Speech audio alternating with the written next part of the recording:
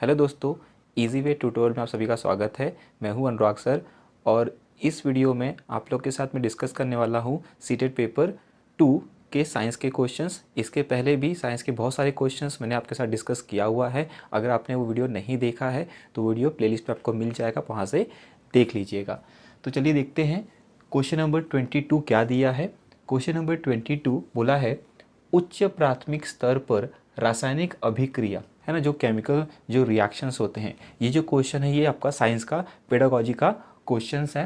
देखिए किस प्रकार से क्वेश्चन पूछा गया है। ये उच्च प्राथमिक स्तर पर रासायनिक अभिक्रिया की अवधारणा से विद्यार्थियों को परिचित कराने के लिए निम्नलिखित में से कौन सी अति उपयुक्त रणनीति है ना। आपको जो रासायनिक अभिक्रिया केमिकल रिएक्शन बच्चों को बताना है, तो इसमें से सबसे अच्छा कौन सा वे होगा, कौन सी रणनीति होगी।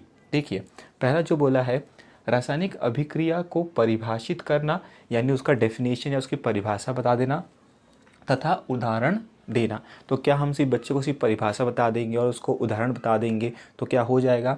नहीं, ये इतना एक्यूरेट नहीं लग रहा है।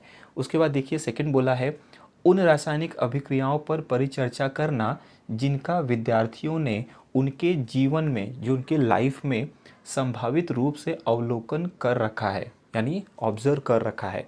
तो देखिए ये बहुत ही अच्छा है कि हम बच्चों को वो रासायनिक अभिक्रिया के बारे में बताएंगे जिन्होंने बच्चों ने क्या किया है अपने जीवन में, वो ऑब्जर्व किया हुआ है, उनको वो समझा है, उन्होंने देखा है उस रासायनिक अभिक्रिया को। तो उससे क्या होगा, वो आसानी से सीख पाएंगे, जल्दी सीख पाएंगे, है ना। तो ये बहुत ही अच्छा वे है। आगे के ऑप्शन भी देख लेते हैं। थर्ड ऑप्शन देखो क्या बोला है आपको, संयोजकता इलेक्ट्रॉन, है ना।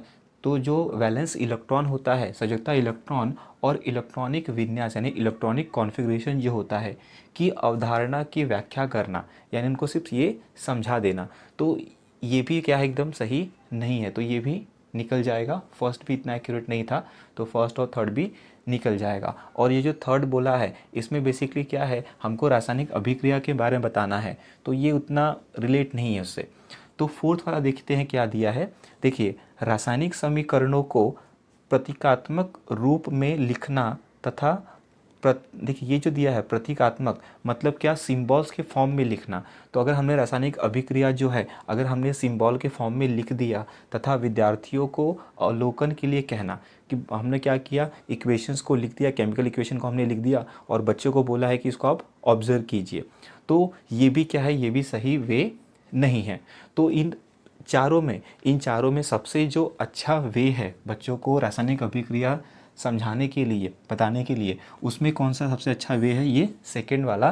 बिकॉज देखो क्या क्या बोला इसमें, उन रासायनिक अभिक्रियाओं पर परिचर्चा करना जिनका विद्यार्थियों ने उनके जीवन में संभावित रूप से अवलोकन कर रखा है। तो बच्चे ने वो रासायनिक अभिक्रिया अपने जीवन में देखा है, तो अगर हम वो रासायनिक अभिक्रिया का एग्जाम्पल लेके अगर समझाएंगे तो उनको क्या होगा, अच्छे से ये कंसेप्ट समझ में आएगा। इसलिए इसका आंसर क्या आ जाएगा, इसका आंसर आ जाएगा सेकेंड वन। तो दोस्तों चलिए देखते हैं अगला क्वेश्चन। क्वेश्चन नंबर 23 बहुत ही इंटरेस्टिंग क्वेश्चन आपको दिया है। एक गेंद को हवा में ऊपर की ओर फेंका गया, वह अधिकतम ऊंचाई तक पहुंचने के तत्पश्चात फेंकने वाले के पास वापस आ गई। तो एक गेंद है, उसको ऊपर फेंका गया है और फेंकने के बाद वापस वो नीचे आ गई है, ठीक है, ओके। और देखिए क्या बोला आपको, गेंद की ऊपरमुखी और अधोमुखी गति या चाल के समय, जब गेंद को ऊपर फेंका गया है ना, ऊपरमुखी यानी जब वो ऊपर जा रहा है और अधोमुखी जब वो नीचे आ रहा है, तो उस चाल के समय, देखिए आपको बोला है यहाँ चाल के समय, ठीक है, जब वो ऊपर जा रहा है, जब वो नीचे आ रहा है, उस वक्त आपको ध्यान रखना है चाल के समय निम्नलिखित में से कौन सी राशियों का समान मान है। तो जब वो गेंद यहाँ नीचे से ऊपर जा रहा है और जो ऊपर से नीचे आ रहा है, उस चाल के समय इनमें से कौन सा समान रहेगा, चेंज नहीं होगा। देखिए अभी पहला क्या है, विस्थापन। तो जो डिस्प्लेसमेंट होता है, विस्थापन होता है, देखिए इसका विस्थापन तो हो रहा है, जब वो गेंद यहाँ से यहाँ जाएगा तो उसका इतना विस्थापन हुआ, वो यहाँ से यहाँ जाएगा तो उसका विस्थापन हो रहा है। तो उसका विस्थापन जो है ये क्या हो रहा है, हमेशा वो चेंज होते जा रहा है ना। तो ये तो आंसर नहीं आएगा, बिकॉज हमको क्या बोला है, समान मान होना चाहिए, वो चेंज नहीं होना चाहिए। मतलब यहाँ वो मान यहाँ भी उतना ही था, यहाँ भी उतना ही है, ऊपर जा रहा तो भी उतना ही है, जब वो नीचे आ रहा तो भी वो क्या है, उतना ही है, तो विस्थापन तो नहीं होगा।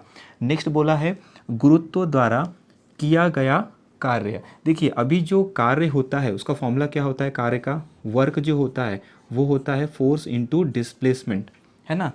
जो बल होता है इनटू क्या होगा, डिस्प्लेसमेंट यानी विस्थापन।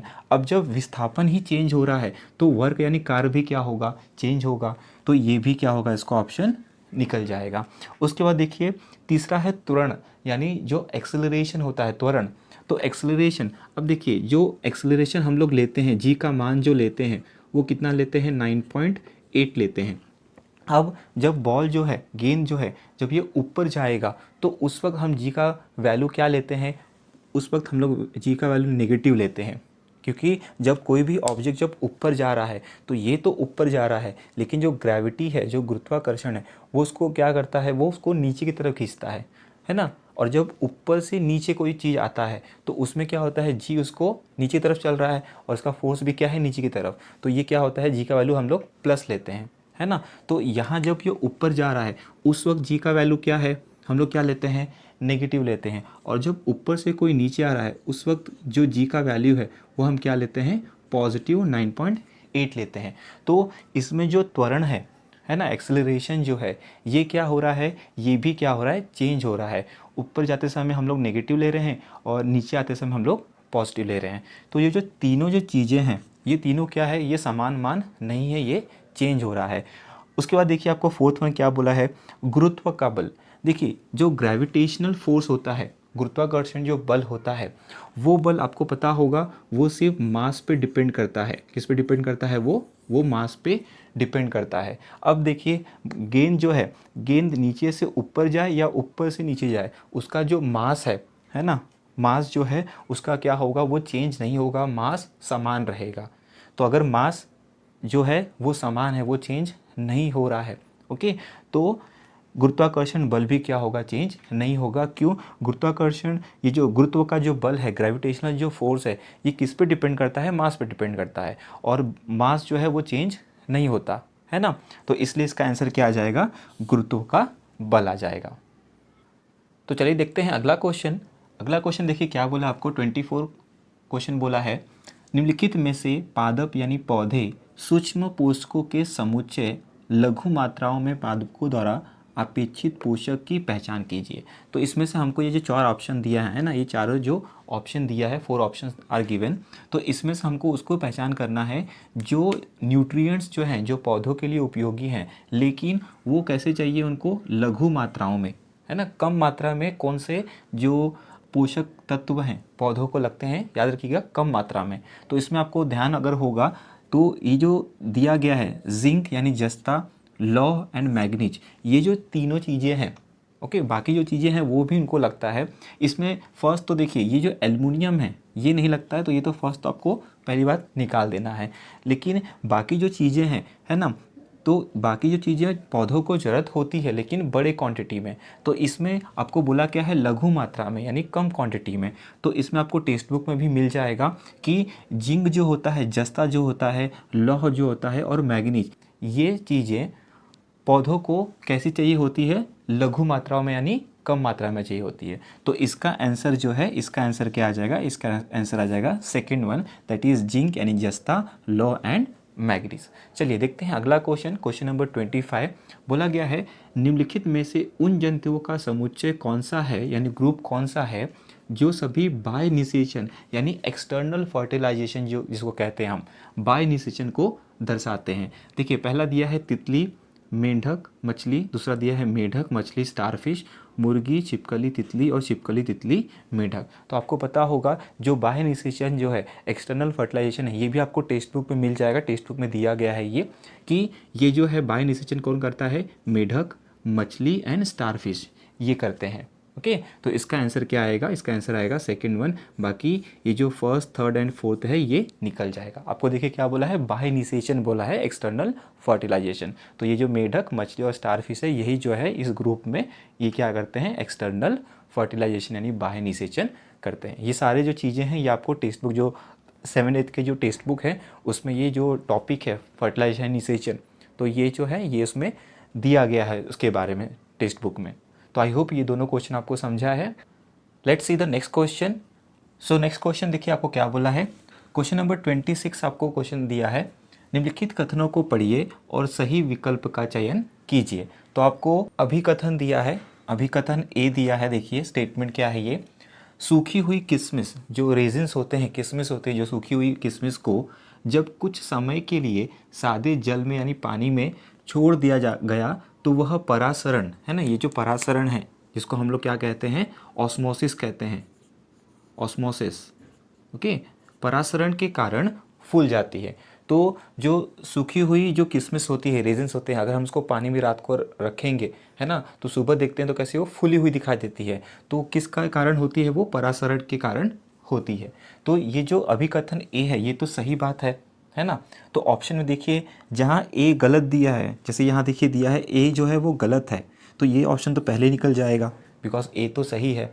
अब उसका देखिए तर्क दिया है यानी रीज़न दिया है कि ये जो किशमिश जो होती है वो फूलती है तो वो क्यों होती है, ये उसका रीज़न है। देखते क्या दिया, देखिए पादप कोशिकाओं में यानी जो प्लांट सेल्स होते हैं है ना, पादप कोशिकाओं में वर्णात्मक रूप से पारगम्य कोशिकीय झिल्ली होती है ना। तो इसमें एक परमिएबल मेम्ब्रेन होता है, जो सेल्स होते हैं उस सेल्स में क्या होता है, पारगम्य कोशिका झिल्ली यानी परमिएबल मेम्ब्रेन होता है। उस परमिएबल मेम्ब्रेन की वजह से जो पानी है बाहर से क्या होता है, वो रेजिन्स के किशमिश के अंदर आता है, जिसके वजह से ये क्या होता है, इसका जो आकार है वो क्या होता है, फूल जाता है। तो ये बात भी क्या है, सही है, ये इसका सही एक्सप्लेनेशन है, सही रीज़न है। ओके तो देखिए इसका आंसर क्या होगा, जैसे ऑप्शन ए दिया आपको, ए सही है परंतु आर गलत है, तो ये बात भी करेक्ट नहीं होगा। थर्ड दिया है ए और आर दोनों सही है तथा आर ए की सही व्याख्या है, तो ये बात सही है कि जो आर है ये ए का क्या है, सही व्याख्या है, सही रीज़न है। फोर्थ देख लेते हैं एक बार, ए और आर दोनों सही है परंतु आर ए की सही व्याख्या नहीं है, तो ये जो फोर्थ वाला है ये निकल जाएगा बिकॉज ये जो तर्क दिया है क्यों ऐसा होता है अभिकथन का, तो ये सही है, इसका तर्क सही है। तो इसका आंसर आएगा third one, that is a और आर दोनों सही है तथा आर ए की सही व्याख्या है, तो इसका आंसर हो गया third one. Let's see the next question. So अगला क्वेश्चन देखिए क्या बोला है, बहुत ही इंटरेस्टिंग सा क्वेश्चन आपको बोला गया है कि क्वेश्चन नंबर 27, निम्नलिखित में से कौन सा शिक्षक द्वारा कक्षा में प्रदर्शन, यानी आप कोई डेमोन्स्ट्रेशन कर रहे हैं क्लास में है ना, कोई टीचर है वो डेमोन्स्ट्रेशन कर रहा है, सो कक्षा में प्रदर्शन को कार्यान्वित करने के संबंध में वादनीय नहीं है। ओके तो क्वेश्चन देखो क्या बोला है, नहीं वाला क्वेश्चन, नॉट वाला क्वेश्चन, तो थोड़ा सा इसको क्या करना है, आपको ध्यान से करना है।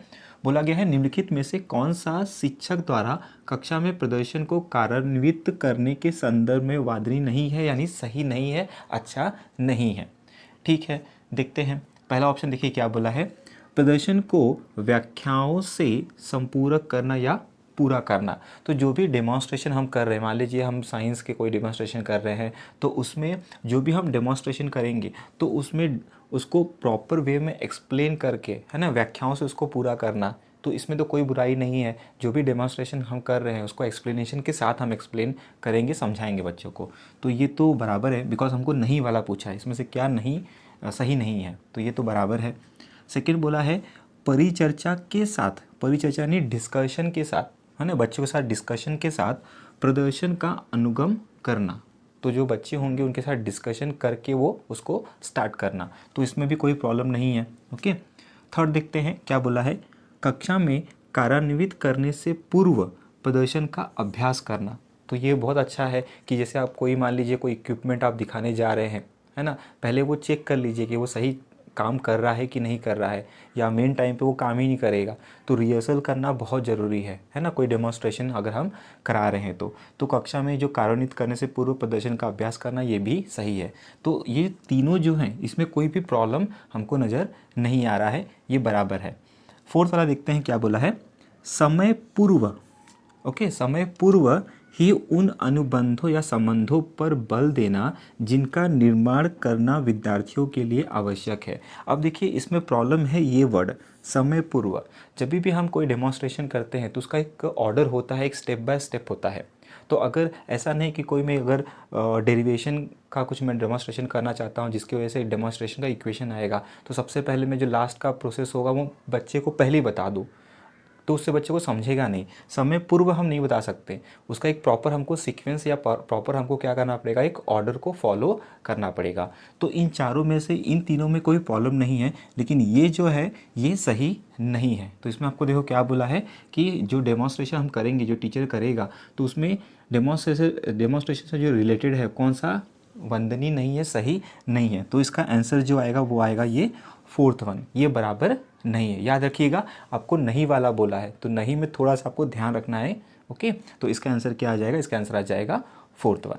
So let's see the next question, question number 28। देखिए आपको क्या बोला है, न्यूटन के गुरुत्वाकर्षण के सिद्धांत को एक उत्कृष्ट सिद्धांत मानने के पीछे, जो न्यूटन का जो गुरुत्वाकर्षण का जो सिद्धांत है ना, उसको एक उत्कृष्ट सिद्धांत यानी सबसे अच्छा सिद्धांत माना गया है। तो क्यों माना गया, उसके पीछे का कारण क्या है, सर्वाधिक तो उपयुक्त कारण है। तो आपको ये 4 कारण दिए हैं, इन चारों में से बोला गया है निम्नलिखित में से कौन सा सर्वाधिक उपयुक्त कारण है, सबसे ज़्यादा कौन सा ऐसा सर्वाधिक उपयुक्त कारण है जिसकी वजह से उस न्यूटन के गुरुत्वाकर्षण के सिद्धांत को एक उत्कृष्ट सिद्धांत माना गया है ना। तो आपको ये 4 कारण में से एक कारण सेलेक्ट करना है।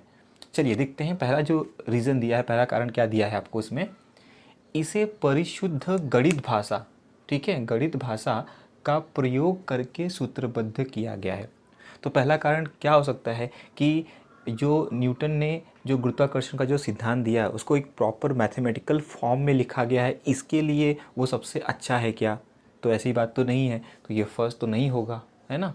ठीक है, दूसरा देखते हैं, इसे दीर्घ समय अवधि यानी बहुत टाइम इसको लिया गया, है ना, लॉन्ग पीरियड ऑफ टाइम लिया गया, इसे दीर्घ समय अवधि में विकसित किया गया है, बहुत टाइम लेकर इसको विकसित किया है, इसलिए अच्छा है क्या, नहीं, तो ये भी कहना सही नहीं होगा। ओके, चलिए थर्ड देखते हैं क्या बोला है, यह कम धारणाएं यानी कम एजम्पशन करके, कम धारणाएं बनाकर बड़ी संख्या में जो प्रेक्षण होते हैं, जो ऑब्जर्वेशंस होते हैं, है ना, तो बड़ी संख्या में प्रेक्षण यानी ऑब्जर्वेशन की व्याख्या करता है यानी एक्सप्लेन करता है ना। कम से कम एजम्पशंस बनाकर बड़ी संख्या में प्रेक्षण जो ऑब्जर्व होते हैं, जो ऑब्जर्वेशन होता है डेली लाइफ में, उसको ये अच्छे से एक्सप्लेन कर पाता है बिना कम से कम धारणाएं बना के, कम से कम एजम्पशन करके। तो ये जो है ये पॉजिटिव थिंग है। ठीक है, नेक्स्ट देख लेते हैं फोर्थ वन, इस पर पूर्ण प्रयोग के पश्चात ही पहुंचा गया है। तो जो भी एक्सपेरिमेंट थे वो सारे एक्सपेरिमेंट करने के बाद ही ये सिद्धांत है इसको उत्कृष्ट माना गया है, तो ऐसा नहीं है।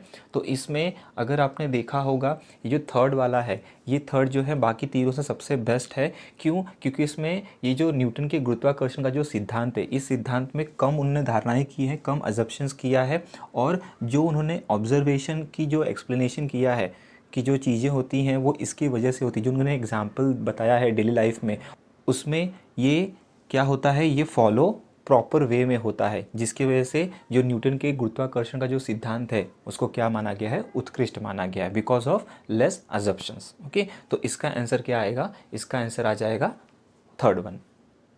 तो दोस्तों चलिए देखते हैं अगला क्वेश्चन, बहुत ही सिंपल सा क्वेश्चन है। क्वेश्चन नंबर 29 बोला आपको, निम्नलिखित कथनों को पढ़िए तथा सही विकल्प का चयन कीजिए। देखिए आपको अभिकथन दिया है, क्या दिया है, देखिए, दाब लगाने पर यानी जो प्रेशर अप्लाई किया जाता है ना, तो दाब लगाने पर गैस को आसानी से संपीड़ित यानी कंप्रेस, ठीक है, संपीड़ित किया जा सकता है। तो अगर हमने किसी गैस पे अगर हमने क्या किया है, दाब लगाया, हमने उसको प्रेशराइज किया है, तो वो क्या होता है, वो कंप्रेस हो जाता है, ठीक है, संपीड़ित किया जा सकता है। तो ये बात सही है। तो ए जो है अभिकथन जो आपको दिया है, सर्शन ये दिया है, वो क्या है, वो राइट है। तो ऑप्शन देख लेते हैं। देखिए ए गलत है, इसको हमको निकालना होगा, ठीक है, और बाकी तो सब सही है। ठीक है, देखिए अब इसका कारण दिया है, इसका रीज़न दिया है कि ऐसा क्यों होता है। देखिए क्या दिया आपको, जब हम किसी गैस पर दबाव लगाते हैं यानी जब उसको प्रेशराइज करते हैं, तो गैसीय अणु के बीच जो गैस के जो मॉलिक्यूल्स हैं, है ना, इस तरीके से गैस के जो मॉलिक्यूल्स हैं, जो अणु हैं, उनके बीच क्या होता है, अंतर अणुक स्थान जो होते हैं, इंटरमॉलिक्यूलर जो स्पेसेस होते हैं, इनके बीच में गैस के जो मॉलिक्यूल्स होते हैं उनके बीच में जो स्पेस होता है वो क्या हो जाता है, कम हो जाता है। तो ये बात भी बिल्कुल सही है कि जब ये गैस के जो मॉलिक्यूल्स है इस पर हम लोग जब प्रेशराइज लगाएंगे, जब इस पर हम लोग दाब करेंगे, तब ये क्या हो जाएगा, इसका जो स्पेस है, ये जो स्पेस है ना, इनके बीच का, वो क्या हो जाएगा, कम हो जाएगा। तो इनका इस तरीके से क्या होता है, वो संपीड़ित हो जाते हैं, कंप्रेस हो जाते हैं। तो ये जो रीज़न दिया है इसका, है ना, इस अभिकथन का जो कारण दिया ये बिल्कुल सही दिया है कि अगर हम किसी गैस पर दबाव लगाते हैं तो गैसी जो अणु के बीच का जो स्थान होता है, अंतर अणुक जो स्थान होता है, इंटरमॉलिक्यूलर जो फोर्स होता है या स्पेस जो होता है, वो क्या हो जाता है, कम हो जाता है और यह आसानी से क्या हो जाते हैं, संपीड़ित हो जाते हैं, यानी वो कंप्रेस्ड हो जाते हैं। तो ये बात बिल्कुल सही है। तो इसमें ए और आर दोनों स्टेटमेंट क्या है, सही है, और आर क्या है, इसका सही एक्सप्लेनेशन दिया गया है।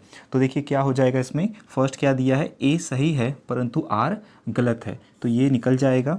ए और आर दोनों सही है तथा आर ए की सही व्याख्या है, मतलब सही रीज़न है, सही एक्सप्लेनेशन है, तो ये बराबर है। फोर्थ देखिए क्या दिया है, ए आर दोनों सही है परंतु आर ए की सही व्याख्या नहीं है, तो ये बात बिल्कुल गलत है।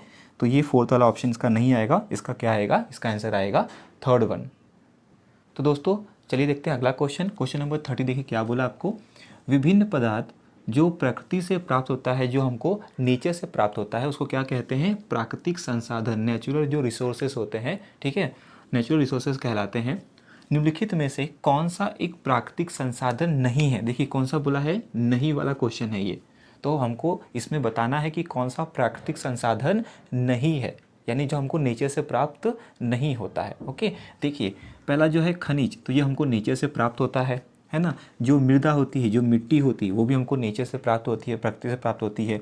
पानी यानी जल, ओके, ये भी क्या होता है, हमको नेचर से प्राप्त होता है। तो ये जो प्लास्टिक है, प्लास्टिक हमको नेचर से प्राप्त नहीं होता, यह हम बनाते हैं, मैन मेड होता है। ओके, तो इसका क्या आंसर आएगा, इसका आंसर आएगा सी, बिकॉज क्या बोला, देखो आपको बोला है प्राकृतिक संसाधन नहीं है, ये तीनों क्या है, ये तीनों प्राकृतिक संसाधन है, हमको क्या बोला है, प्राकृतिक संसाधन नहीं है। तो इसमें आंसर क्या आ जाएगा, इसका आंसर आएगा आंसर सी।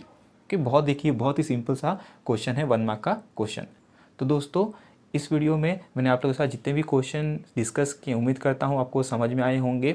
अगर आपको ये वीडियो पसंद आया है तो इस वीडियो को आप लाइक कीजिए, अपने दोस्तों के साथ शेयर कीजिए और कमेंट करके मुझे ज़रूर बताइए कि वीडियो आपको कैसा लगा है। और इस चैनल पर अगर आप न्यू हैं तो इस चैनल को सब्सक्राइब कीजिए। वीडियो देखने के लिए थैंक यू सो मच।